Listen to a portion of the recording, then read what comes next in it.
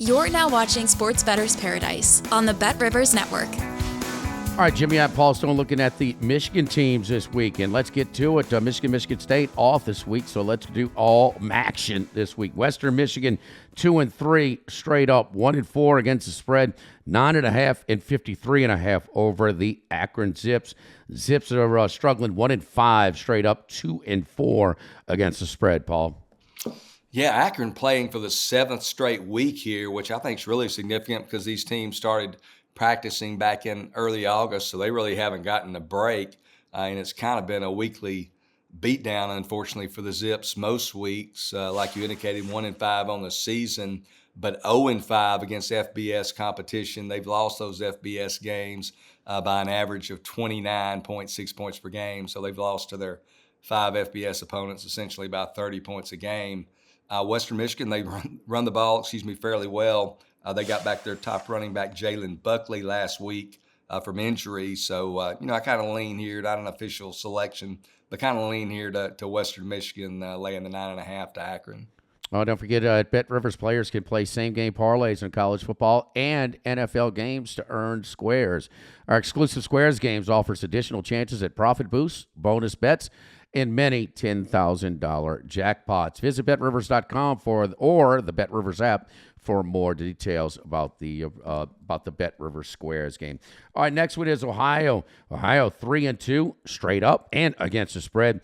On the road here, 3.5 and 47.5 at Central Michigan, which is 3-2, but only 3-1 against the spread here. But kind of like the Chips here. It's Chippewas plus 3.5 as a home dog. Yeah, I don't really have an opinion here. This Ohio team entering this season, they were coming off back-to-back 10-win seasons, but like a lot of group of 5 schools, unfortunately, they had much of its top talent poached by larger schools, so certainly not the same group of Bobcats that we've seen the last couple of years. Ohio, they did, I believe it was their opening game against Syracuse. They played the Orange tight for much of the game. They trailed that game, I think, 17-16 early fourth quarter.